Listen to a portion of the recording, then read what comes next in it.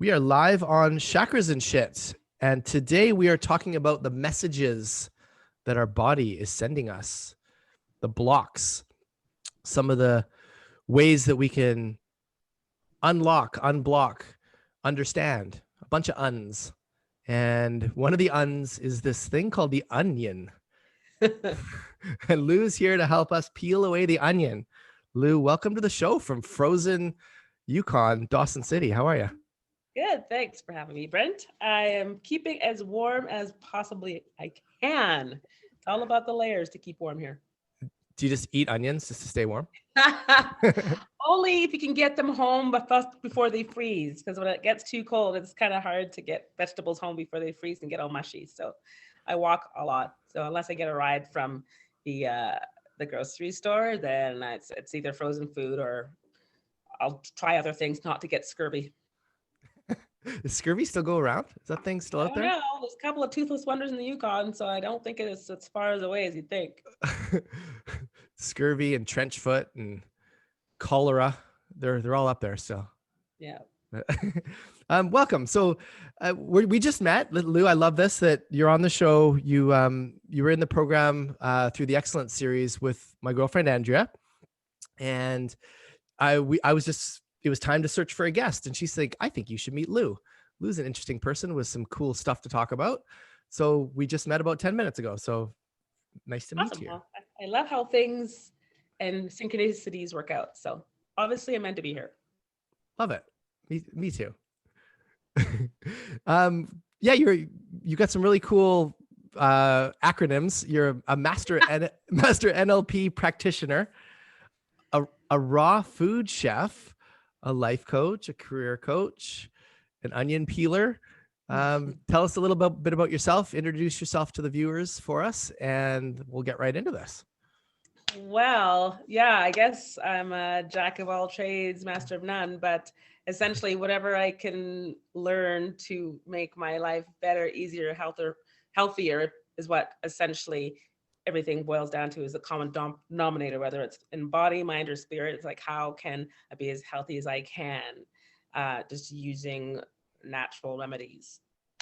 So NLP, neuro-linguistic programming, it's a really interesting tool, and it's hard to explain. Not people like, oh, I think I need some NLP. Said no one ever, unless you actually know what it is.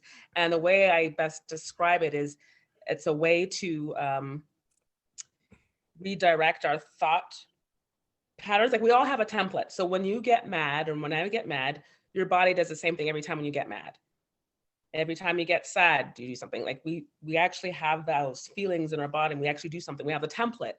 And sometimes we get caught in a loop. So in behaviors, or like traumas or triggers, like every time woman used to be a woman that used to get annoyed, and every time someone would snap their fingers, she just like get annoyed, or someone's things that annoy you, that's your own personal loop. So what NLP can do is kind of neutralize those triggers or beliefs or annoyances, and kind of give that thought pattern a detour so that your body doesn't react the way it normally would. So we kind of short circuit that thought pattern. Beautiful. And is it a degree? Is it a diploma? Is it a certificate? No, it's not a degree. It's definitely specialized training. Okay. It's passed down through some experts. Milton Erickson and the Bandler brothers from the UK for decades have been mastering it. It's related to hypnosis, like clinical hypnotherapy, which is also basically talking to the subconscious, because our subconscious is 10,000 times stronger than our conscious, and that's where all our tapes are kept. So different modalities, and then in this case, NLP, also CBT, cognitive behavioral therapy, that's another thing. Any sort of these modalities basically get to the subconscious. That's where the belief system changes. That's why when we make habits and they can't stick, it's because we haven't invited the subconscious to what we've agreed the conscious to do. So when you see, I don't know if you've ever seen that show, there's a couple of those reality shows, like My 700 or 600 Pound Life. And there's the people that gain tons of weight and they fight for weight loss surgery to lose weight. So they'll lose like 500-600 pounds or 300 pounds. And they'll say, I look in the mirror and I still see that fat person, even though their body's lost the weight. their mind hasn't caught up to that. So that's the missing piece. A lot of anything that's sustainable or any changes we try to make, whether it's through diet or exercise or habits or relationships, it's getting to the subconscious and having a conversation. So basically a lot of the tools I use are kind of get to that kind of core system. Okay. So it sounds like a healing journey. Yes, absolutely. It is part of healing. Because a lot of our blocks are mental. That's kind of how I started off with my coaching. I started with health coaching. And when I was talking to people, I realized it was never about the food. The food was just a symptom of something else that was deeper. The food was just a side product of what was really, really going on. So that's when I started learning more about, okay, what are these things? Like, what is it that is the root cause of why we're thinking of what our behaviors are, or what our beliefs are. And that's how started this other journey about with NLP and everything else as well. Okay. So you mean like I'm eating food and I'm getting unhealthier. It's linked to us. Like it's linked to go ahead. I was going to say, why is it that every diet in the world works and doesn't work? Yeah. Yeah. Right. Every diet works for somebody and no diet works for everybody. There's a reason why it works. And why is it the no diet lasts forever? Yeah. Well, I don't know. So You're not asking me like I'm supposed to know the answer, am I? I don't know. I mean, how many of us have tried to change habits? Okay, I'll start this on a Monday. Okay, how many New Year's resolutions? How many times we've tried diets again? And how many times we promised, okay, I promise I'll start working out. So again, it's getting to the root causes of why we aren't making those contracts with ourselves. And it's a conversation with the subconscious, because that's where the magic happens. So how many times do you have to learn how to walk? Yeah. Right. So so have you had to learn to walk again since then? You haven't had any brain trauma. So pretty much we know how to walk. I've known how to walk my entire life since I learned how to walk. Yes. Yeah. Do you think about walking? Only if my body's sore or painful, but no, for the most part, no. I conscious and unconsciously know how to walk. Exactly. So that's how powerful the subconscious is. The subconscious drives all those little processes that we can do without thinking. That's why we can walk and chew for some of us at the same time. Now that's why we can drive and have a conversation. Our subconscious is wired to keep us safe, no matter what it is. It doesn't have to make sense. So the subconscious is there to keep us safe no matter what. So that's why sometimes the belief system gets in there, and there's a belief system that keeps us safe. And the thing about beliefs is you don't have to be true beliefs. You just have to believe them. You just have to believe that they are. That's the power of subconscious. Sure. So we have this thing in our culture with Santa Claus, right? Like how many kids are controlled by like, if you're not good, Santa Claus is not going to come. Yeah. Yeah. That works for thousands of people around the world for how many decades? Is Santa Claus real? Spoiler alert. Hope there's no kids under 12 watching. Just is he? You're close to him. You're up there. It's minus 18. Isn't that where Santa Claus lives? Isn't he? Sure. If Santa Claus is a big burly British guy, we got a whole lot of them up here. We've had them for years. We call them like lumber sexuals and hipsters up here. Did you just come on my show to ruin Santa and ruin Christmas? Christmas has just changed for so many people down here in Canada. Oh, you're in Canada too. In the warmer part of Canada. My Canada includes the Yukon. Yeah. Oh, that's funny. But I get it. So our beliefs create our thoughts create a reality. Is that kind of what I'm hearing?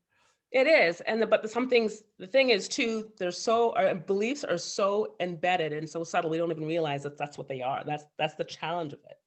Yeah. That's the challenge. So if someone's on a diet, or someone wants to be on a diet because they're being unhealthy, in whatever reason they're being unhealthy, and you want to get to that subconscious level through your neuro-linguistic programming or reprogramming, I guess is what we're talking about. Where do you start? Where do you go with someone? Well, I start with looking what the patterns are. Okay. Like what they perceive or they feel what their challenge is. And okay, let's go back and say, can you remember when that challenge was not a problem? Has it ever not been a problem? So we kind of have to work backwards, kind of deconstruct. Like, when did it not bother you? And sometimes doing that, we can slowly kind of narrow down into a place and time. There's a person I was talking to a while back, an old client, and she couldn't figure it out. It's like, why is it like I've been trying. And then she said, ever since my mother died, I just haven't been able to get together. It's like, pardon? Like, ever since my mother died. Okay, let's look at that. Mm. And then I realized that was the point, and where their health wasn't necessarily a priority, and their belief system and whatever that was shifted for them. So, and at that point in time, they realized, okay, what was going on in my life at that point in time, that I picked up a certain belief about something. It could be like, I picked up a belief that there's other things more important than this, or there was another person that their problem was that they were underweight. And after a discussion, realized that her family used food as punishment. Mm. And that turned into a belief system about food, that I'm not deserving of food. And the thing is, with these little things, beliefs that we pick up, they don't have to be big. It can be just something that someone says offhand. And in our little child brain, because from when we're 0 to 6 years old, we are being downloaded with other people's programming without even realizing it. And sometimes our beliefs aren't even necessarily our own. That's just been passed down from generation to generation, like how it has been. And all it takes is one like conversation, one little thing that a belief picks up, that we kind of bank that in. Subconscious takes a snapshot, and that becomes our MO for the rest of our lives, until we realize it or have a conversation with the subconscious to change that. Because again, the subconscious is there to keep you safe. If that belief keeps you safe, it'll do everything it can to keep that belief. Yeah. And when you say keep you safe, is that the idea that we'll gather evidence to support this belief that we've stumbled upon, if you will? That's exactly it. One of the things that I grew up, one of my beliefs that I grew up with, was that that my parents were happier to have a boy as their child than me. So as a female child, I believed that I wasn't as important as my brother was. I believed this. And I realized, and all of this came through as a bum shoulder. I had this bum shoulder, and I went to see this chiropractor / crazy witch doctor healer. And I didn't do anything to injure my shoulder. I just kind of like, okay, it was short. It was like really bothering me, my rotator cuff. I did not know what happened. Anyway, she did her thing, and she's like, well, you need to realize there's something that happened to you when you were young. People can narrow down the age, but you need to realize and figure out when the last time it was that where you felt truly safe. I was like, interesting. I couldn't think of anything offhand. I was like, okay. So I came home and I sat down. I was thinking. And I went back to the time when I was 4 years old. It was the day my brother was born. And my dad sniped me to the hospital, because I guess back then kids weren't allowed in the hospital. So he took me into like some patio door, and there I was with my dad, and he's holding me in his arms. He's like, oh, there's your little brother. It's your little brother. That's Max. And somewhere in my little brain, I realized, wait, I have a brother. I'm no longer important. And that honestly was the last time I really felt safe. Something in my little 4-year-old brain switched that day, took a meeting on that. So guess what? I felt like a second-class child my entire life. And of course, I found evidence to prove that. And it's like, oh, well, you're not fair. Why can't I do what Max does? Well, because he's a boy. It's like, but he's younger, I'm older, doesn't matter. So I found evidence to believe that, you know what? I'm going to find my real family, because of course, like most teenagers at one point, you think that you're adopted. So I went off to find my real family. Not really, but I spent a lot of time with families that gave me what I needed, which was attention. And I didn't feel like I was getting enough attention at home. So my whole life is played out. And also being about trying so hard, I was never good enough. So I would keep trying. I try my best to get the attention. I was like, tap dance, look at me, jazz hands, da, da, da, da, da, look at me. And my parents like, oh yeah. And then, oh, look at our son, he ate a pebble, yay for him, but I'm juggling. They could care less. So I felt that inequality a lot growing up, and it took me a number of years to kind of work through that. And ironically, when my brother got married, our aunts from the South America came up for his wedding, and one of them gave a speech, and they said, and as soon as we heard that little Max was getting married, we said, oh, he was our favorite. We all had to come for his wedding. And my brother at the head table just kind of looked over at me, and he's like, and he looked like he was in tears, because I was like, I was right, I was right, I was right. Gathering evidence. He's like, no, no, no. I'm like, by that point, I didn't care about it, but it was pretty funny that I was like, it's on a microphone and there's witnesses. You were the favorite. Oh, wow. Okay. So thank you for sharing that. Appreciate your honesty and your vulnerability there. And this is a great way to help us learn about what you do in a way. So what helped you understand this? What helped you get to that that moment when you're 4 years old, and I'm assuming heal? Well, it was, like I said, what took me to the healer was a bum shoulder. Yeah. There was no reason for it. I found the right person at the right time. And with certain pains in the body, it's related to sort of emotional. So the right side of the body is the protector, and you're forging into the world. So if you got pain on the right side, or discomfort on that side of your body, you're like, okay, what am I protecting? What am I working for? What am I standing for? What's that strength? The left side of the body is more for the vulnerability, kind of like yin and yang, the more feminine side. What are you trying to protect and hold dear to your heart? Pain in the foot, fear of moving forward. Pain in the back, it might be something to do with support. So we have all these little cues, and there could be a reason for things. You could fall and hurt yourself, and oh yeah, my hip hurts. But guess what? You're also having a time, when you think about it, that you're not feeling particularly stable in your life. So again, our bodies, when we think about what's going on in our body, okay, what else is going on besides the physical stuff? It's like, okay, why is my foot hurting me? I injured my heel a number of years ago, and it took me 1 or 2 years to really make it start feeling good again. And it's like, okay, there was a women's hockey league starting, and it's like, okay, I'm not a fan of hockey, but you know what? It looked like fun. The women were getting together, learning to play hockey, and I just wanted to be part of that collective. They were just having a blast. The hockey juices were great, and it was exercise, and it's all these things that I liked.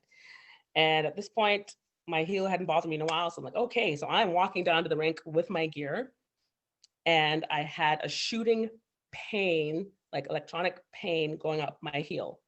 And I was like, oh, that's kind of weird. That hasn't bothered me in a couple of years. Kept on walking, and that pain went up my heel again. It's like, like I'm literally walking to the rink. So I just I turned around and went home, and it never bothered me since. So my body was telling me that somewhere deep down, I really didn't want to play. And I reflected that. It's like, I actually, as I said, I don't really like hockey. However, there's something about that experience that I wanted to have, but my dislike of actually playing hockey and sitting in a cold arena, that was in my system somewhere, and my body's like, no, girl, don't go playing that. You deep down don't want to do that. And honest to goodness, my heel has not hurt like that. That was like, it didn't hurt me before like that, didn't hurt after. Have you played hockey since? Nope. That was it. That was it. Wow. That was it. Like I said, you're like, what? Like, their body is giving us messages all the time. When we get a rash, whether it's a physical imbalance, or it could be a chemical imbalance, could be emotional, whether it's a rash, whether it's a headache. Yeah. There's a reason why we get stress headaches. Our body is telling us something. It's like stress headaches. Like I used to get a lot of migraines. And then I had a friend, this was like over 20 years ago, before I was even on this healthier journey. And one of my best friends asked me, she's like, how are your headaches and stuff going? I said, I haven't had a headache in months. And she's like, so when did you break up with what's his name? And I said, oh, around August. Like, when did your headache stop? Around that same time. Yeah. So how can we be more consciously aware of what's going on in our body? I think with whatever mindfulness activities, whether it's meditation, or again, it's easy as just like having a conversation with your body, like letting it know that, you know what, how I'm feeling, thanking it because our body takes care of us, because your body, along the subconscious, needs to know that it's safe. So it's communicating with that on whatever subconscious level that, you know what, I'm okay with letting this idea, thought, pain, whatever this is go. I'm okay with that. And that's when we'll start to see the physiology of changes happen. So, and NLP can help you get there quicker in some ways, but you can absolutely don't necessarily need an NLP to have those shifts. Like there's some really good meditations. So the Silva method has a really good suite of meditation and body. They call it the centering exercise. That's if you don't know how to meditate, that's the one I would start with, is the centering exercise. I never thought I could meditate, but that one just totally relaxed me and got me just completely aware of my body, and it was the first time that I wasn't going a squirrel brain, because that centering exercise actually gave me a job for my body to do and my mind to do. That was just to kind of pay attention to my body. Okay. So I'm just going to pull out my chakra book here. So even though it's spelled differently than the show. So are we talking about centering ourselves and being in alignment with the chakras? That is certainly that's one of many ways of doing it. Like when you think about it, like our aura and our energy is our suit, and the chakras are the buttons holding it together. Mm-hmm. Up for one of my side effects of me not feeling like I was good enough was that I didn't feel that my voice was ever heard. I always had a challenge with that. So when I started learning about chakras, I always focused on my throat chakra, right? So, and it's interesting, I just made this connection of last year. When I was a kid, I used to get tonsillitis for about 5 or 6 years in a row. The day before school started, September, I was like, Mom, my throat's sore. And I would be going to the doctor's office for antibiotics for my tonsillitis. I never did get my tonsils out, but never failed, roughly when school started. And I was fine. It was not like I was afraid of school. I actually liked school, but for some reason my body took that on and I didn't know no one in my family knew anything about that then, but I look back now, it's like, wow, my body was giving me signs then. There's no reason for like me to be like, all of a sudden, Mom, my throat's not well. My throat, I know that it hurts when I swallow, Mom. And she's like, oh, are you kidding me again? Why does this always happen this time of the year?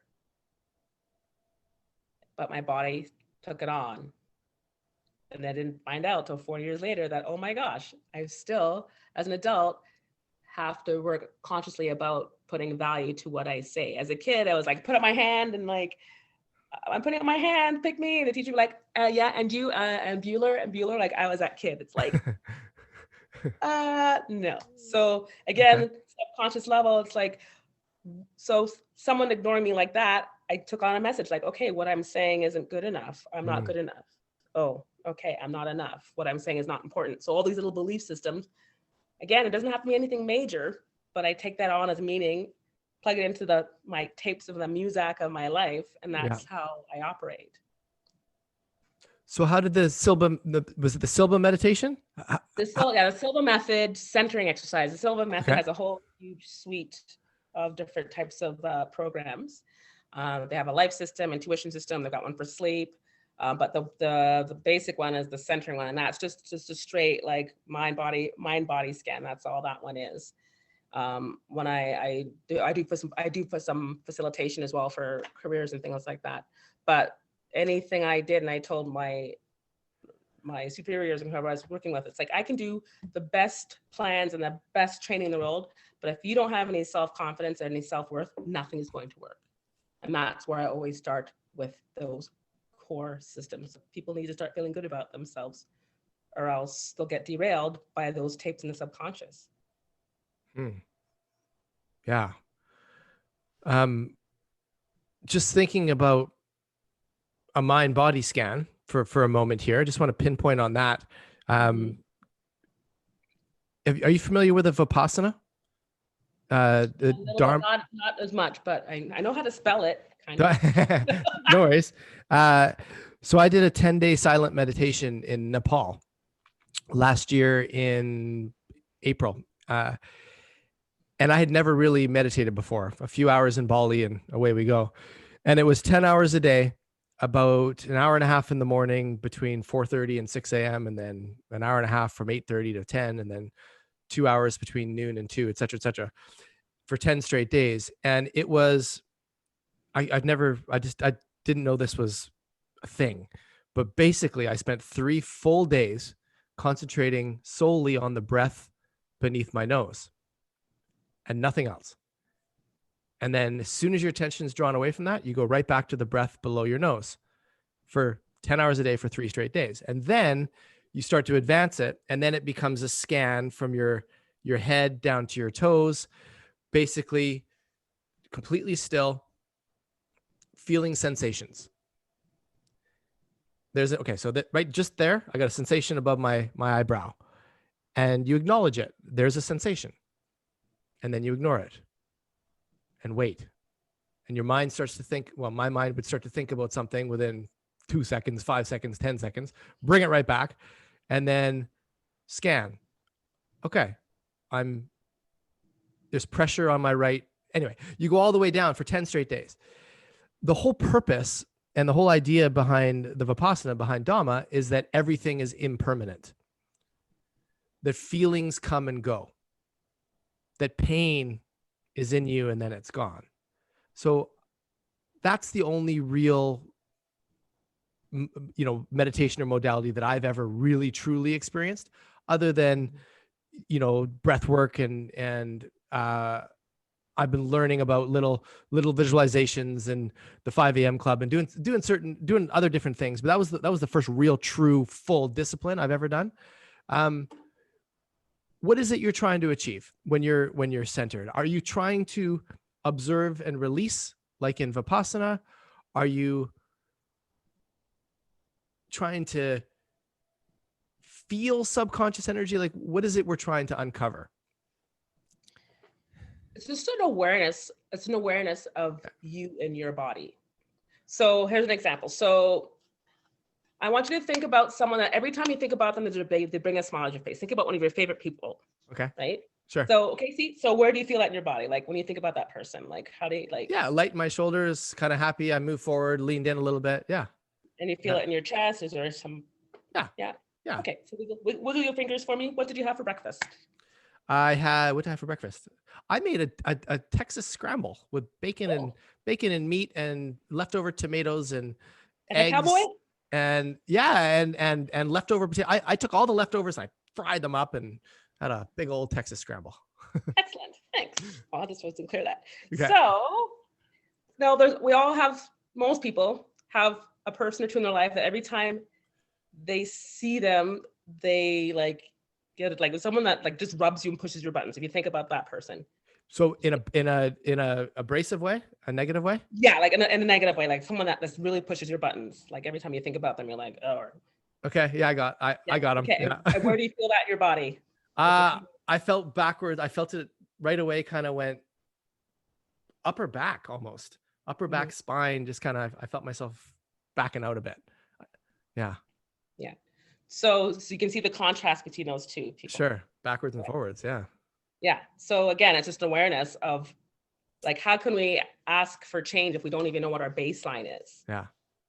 Right. How can we recognize it if we don't even know what it looks like? How do I want to feel better? Well, what does that feel like to you? How do I know? Like, so that's kind of what I do. It's like help people really find out what their baseline is. How do you know when you're mad? How do you know you're sad? How do you know when you're hungry? How do you know you're angry? Like, and recognizing our body is giving us signals of where that is all the time, and just taking the time to figure that out. So where is that in my body? Oh, well, I want to feel good. Well, how do you know when you feel good? And that's why when I talk to people and find out and do some digging about where they're like putting their time where things change, again, we're looking at the physiology. We're like, okay, how do you know that was a great time in your life? Tell me about that. What was the feeling in your body? And just like replicating that. So I'm just imprinting that. So like that memory, we have muscle memory. Our body has memory and it holds on to stuff, positive and negative, like an old injury, trauma, our body holds on to trauma, but recognizing like when and where that was and realizing where that is in your body. It's like, for years, I never let myself get mad. I pushed it down. I had a belief about anger. Again, it's like something my dad probably said once, so I never got mad. I'd always I didn't think I had a right to get mad. I had all these beliefs about my anger. And then a few years ago, my marriage fell apart. And part of that experience for me was actually to learn to be angry. And for the first time in my life, I actually felt anger, real anger. And I know what that feels like now. I know what it is in my body. I felt so much anger that I actually couldn't sleep. And I was like, wow, this is what anger feels like. And there I was, late 40s, never having felt what anger felt like in my body before, never allowed myself. So that's just one emotion for me. How many other people push down other emotions and not even realizing it? Because for whatever belief system they have, they're afraid of it, or don't acknowledge it, or they ignore it, or they push it back. Sure. So, and in order to heal, I mean, it makes sense to me that the first thing is awareness.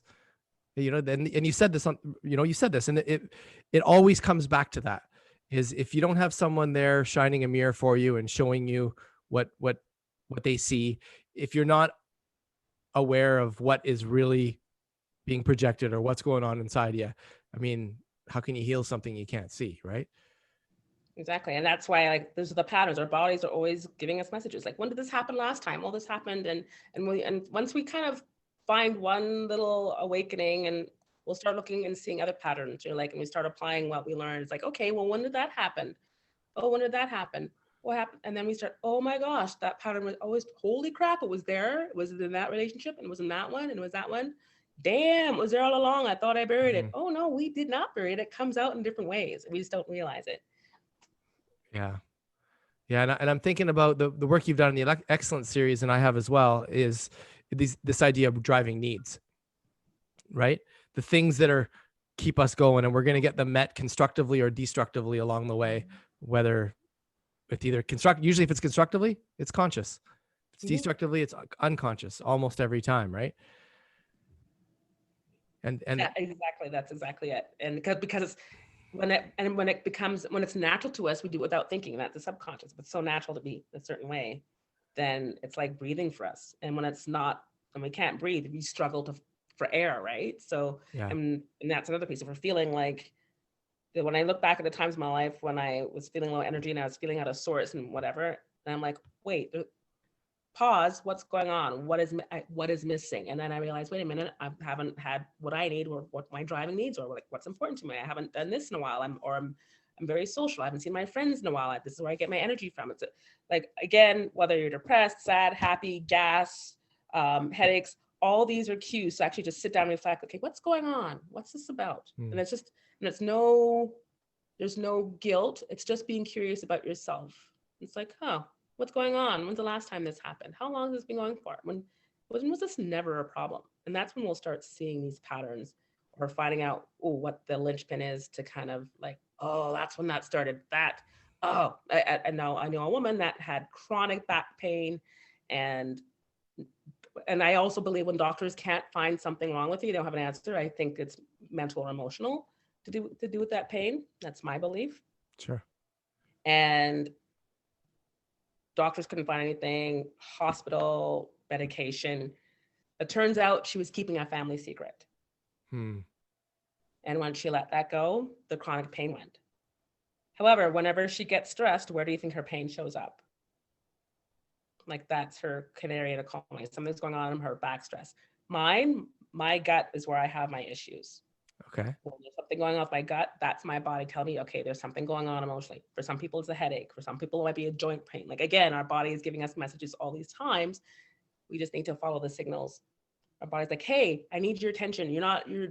Hello, you're not listening to me. I'll keep doing this until you get it. And I'll keep repeating the same pattern until we have this real conversation that I need to change these tapes. So our body is just giving us messages all the time, and we just need to be tuned in to listen to it. What is my body trying to tell me?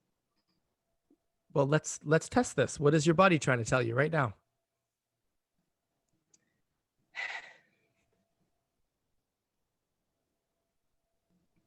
My body is trying to tell me, because I'm feeling a little something in my stomach, that I've got a little bit of anxiety. Okay. And I've been working really hard with my little business. I'm in between jobs right now, and finances are tight. So yeah, I'm hustling a little bit. So I'm a little bit nervous about that. So that's just checking in and being honest with it, and that's okay. Okay. It is what it is, but that's just awareness of it. What's going on with my belly? But also, listening to like some like major shifting video this morning. I think that moved a lot of that energy, because again, energy is beyond space and time.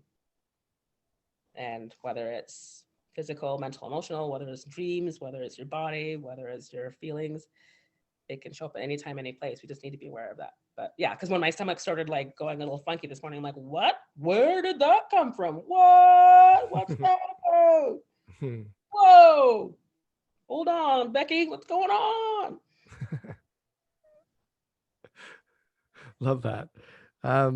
Yeah, and is it like for you? Is it like a knot, or is it stomach pain, or is it? It's a little bit like a gerbil. Ah. So So once again, being in tune with your body, you get to know different signs. Like, no, it's like a different type of headache. The stress headache. No. So for me, whenever my anxiety, and it's not very often I get the gerbil, but yeah, it felt like I swallowed gerbil, and it's on a little wheel, and it's running in my belly. It's really uncomfortable. I had a phase of my life a number of years ago where I would get this when I was traveling. Okay. Whenever I was about to travel, I'd get this gerbil in the stomach, and I couldn't understand. I'm like, okay, I love flying. I'm not afraid of flying. I love traveling. So I couldn't understand why my stomach was doing this gerbil thing every time I was going to travel. And then I was like, so I try and eat before I fly, just to like drown the gerbil so it can't flutter or whatever. And it helped a little bit, but so finally, like, this happened for years, and I'm finally like, what is going on? Like, why does my stomach keep doing that? Like, when did it not happen? And I was kind of like, what? Well, in my little mind discovery there, I finally realized, okay, when I was 19, my mother was ill in the hospital. She had cancer for a number of years. And this was probably it's going to be her last several months on this planet. And she was in the hospital at that point for 3 or 4 months, and her family was here. And I was 19, and I already had a trip planned with a friend. And it's like, okay, the family's here. Mom's still here, probably here for another few months. So I took a trip with a friend for a week to Florida, came back, and my mother's best friend was at the airport waiting for me, saying, your mother's waiting for you, and took me straight from the airport to the hospital. And then my mother died 3 days later. So somewhere in that experience, my brain put on the meaning that when I go away and come back, something bad might happen. Yeah. So, but once I made that connection, didn't bother me. So traveling now? No, it's been fine for years. Okay. Because again, it just needed to know it was safe. Yeah. Right. So once I made that connection, the body's like, thank you. That's what we just needed to know, that we're waiting for you to make that connection. Thank you. So, but also again, for me, my barometer is like my gut issues. That's usually a sign that something's going on. Okay. When I get nervous or uptight, it's in my belly. Interesting. I wonder what it would be for me. Anything like, you don't get headaches, get eye twitches, you get a rash. Sometimes people get rashes and break out and hives. I had an incredible rash in college. Oh my God, 1997. My stepfather was dying, and it was bizarre. Like my entire chest up to my neck had this big red, like it looked like eczema on steroids kind of thing. I don't know if that's a thing, but it was a rash. It was the first and only rash I think I've ever had in my life, that I really remember. And it was probably one of the, I think about it, one of the most stressful and one of the saddest times of my life was watching my stepfather sort of deteriorate right in front of my eyes. He went from 240-pound athletic dude to, 130 in a hospital gown, and we just watched him kind of wither away right in front of us. It was tough. But I haven't had anything like that since necessarily. As I've gotten older, I'd say my back and my spine, every once in a while I feel that kind of gets me. And it's interesting that you just had me do that exercise around a person that gives me the heebie-jeebies, and it went kind of right to my back, same sort of thing. So that's interesting. What do you think? Again, it's your body's like, thank you. I've been giving you these signs. It's about time you notice. Thanks a lot, dude. So now you'll always notice now. Yeah. Now, when I start giving you attention, you're going to start asking yourself a question, what's going on? Interesting. Yeah. And is that where the aromatherapy comes in as well, or are we on a different tangent there? That's that was just kind of another byproduct of my own healing. And I use that as a gateway for conversation, because the stuff that we talk about, that's not necessarily mainstream. Like the average person down the street, and if we talk about chakras, like, oh, don't talk to me about shit, blah, blah, blah, blah, blah, blah. Yeah. Like, ooh, smell this. Like, ooh, that smells nice. So another gateway, like my crystal as an aromatherapy is just another gateway to conversations about these mind-body connections. When I set up one of our local markets here this summer in Dawson, and yeah, came to my booth, and we started talking about not sleeping, and then that came into the energy of her house. So, oh, do you have anything for sleeping? What do you need for sleeping? Tell me about your sleep. Well, this.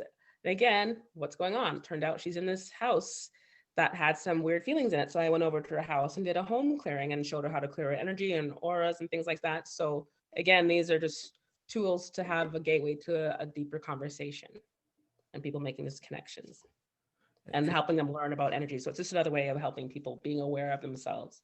Okay. Is it Reiki based? Probably any sort of definitely quantum energy. So if Reiki falls under quantum energy, then yeah, that would be. So I've had that. I was at one of the first markets I went to with my stuff. Some woman walked by my table and she's like, "Whoa, is there Reiki in your stuff?" I'm like, "Sure."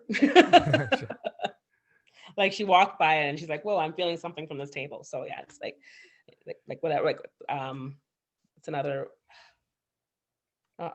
Rahani.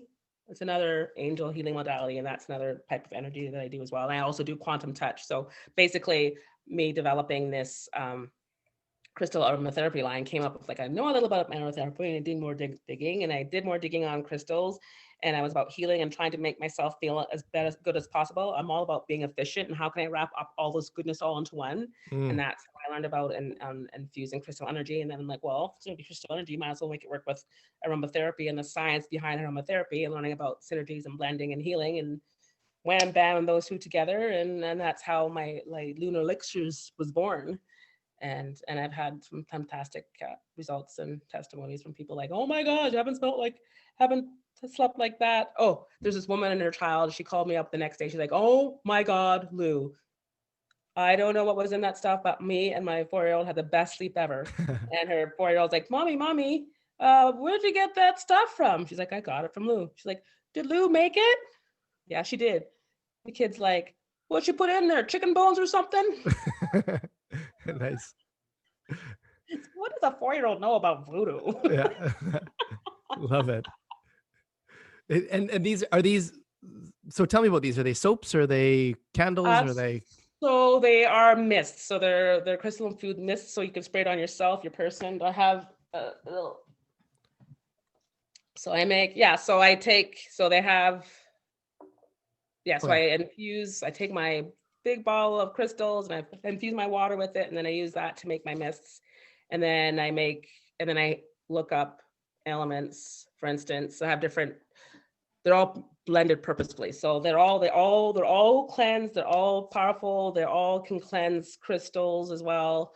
So I have some for anxiety. So I had a friend that didn't like she was nervous being at home by herself. So I looked up stuff, what's good for anxiety and calming. So I call that one Home Alone. I had another friend that was in a car accident and she was nervous about driving. So I thought, okay, what can help with like short-term anxiety? Okay, well, I call that one Driving Miss Daisy. So for a situation. Nice. So a lot of my products are,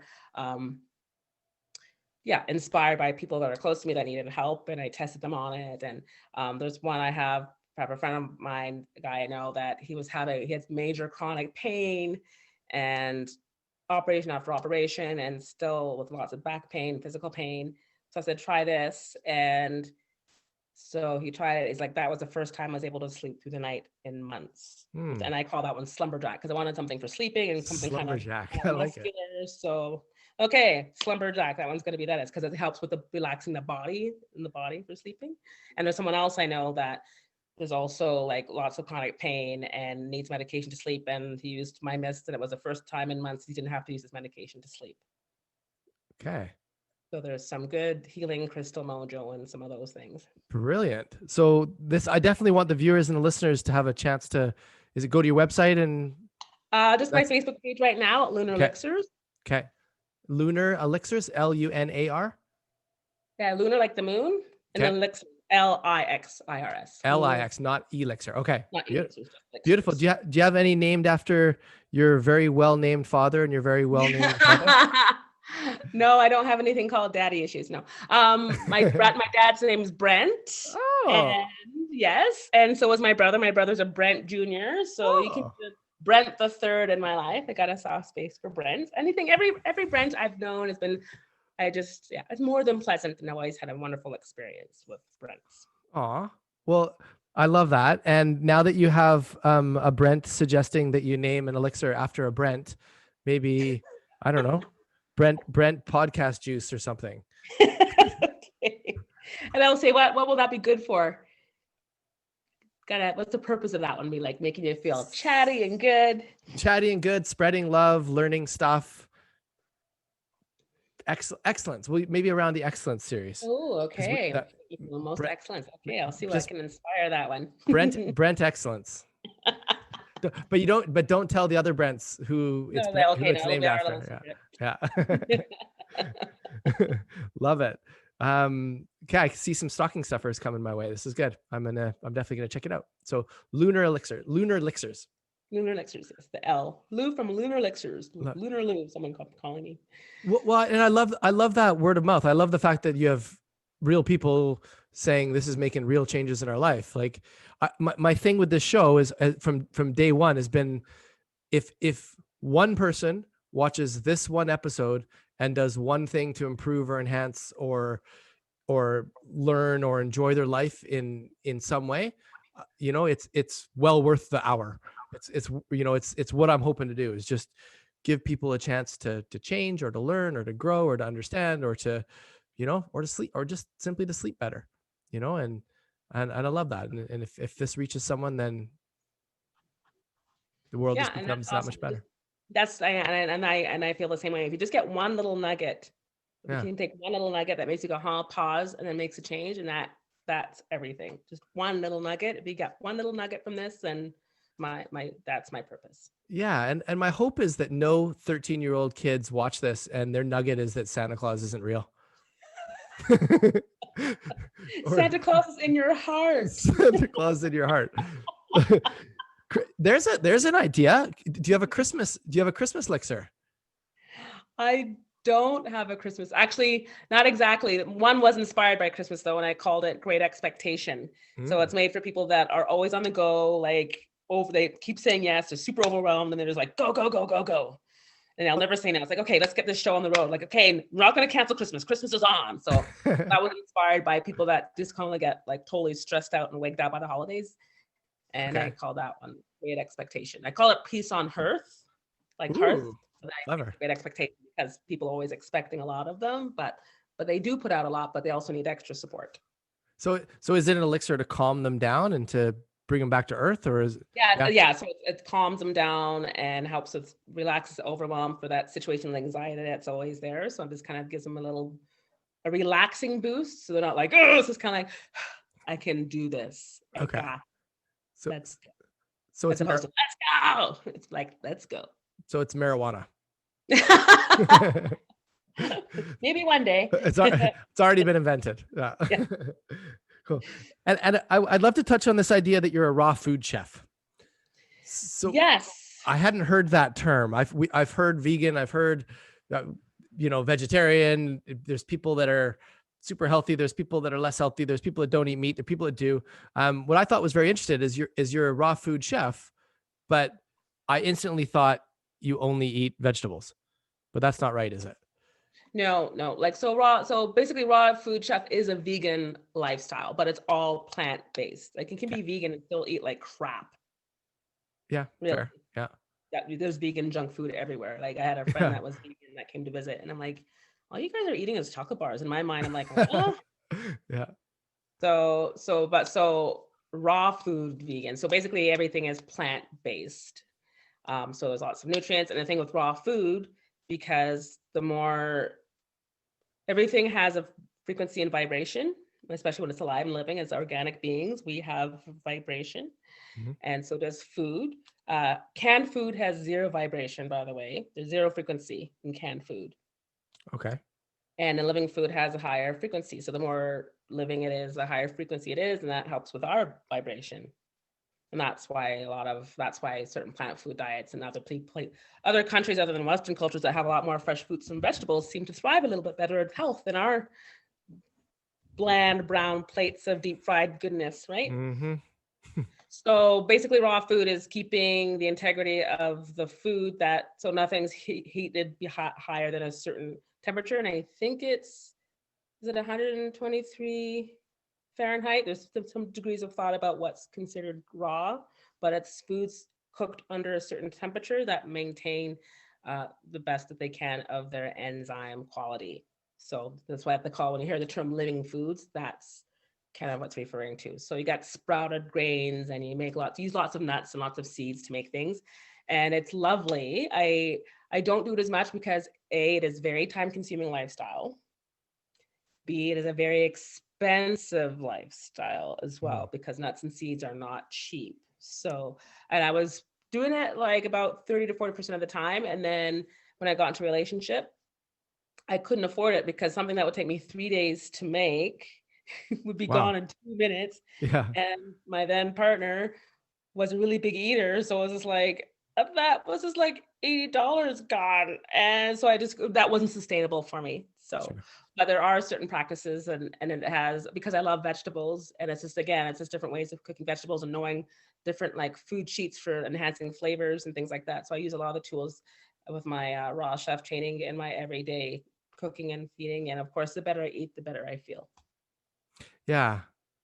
That's Tony brought that to my attention in the first episode of Shakras and shit, was just, we are what we eat. And man, oh man, I ate McDonald's that day, and I don't remember how I felt, but I know how I probably felt.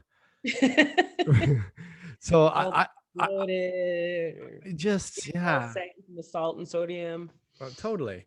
So do you have a cookbook, or do you have menus, or sorry, not menus, but recipes online, or? I don't have anything current with Oh, that, I'm afraid. So, okay. but the Nouveau Raw was a really good website that had some really good Okay. stuff on there. And Okay. Judita Wignall has a really good, like, nice cookbook, nice pictures, pretty easy to follow. So that's a good start. But even Yeah. if it's just starting with like juicing or Mhm. smoothies, that's just a good start. The thing is to, especially with raw food or anything like that, it's harder, at least where I live, where it's like gets cold.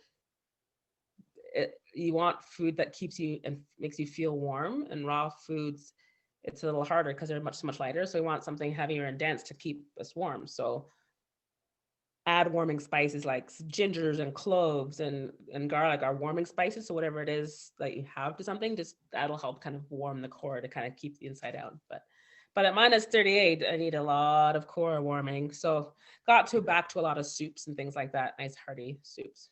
Yeah, brilliant. Love it. And Santa, he's not that far away. No, he's probably just like I'm only like 6 hours away from the Arctic Circle. So There you go.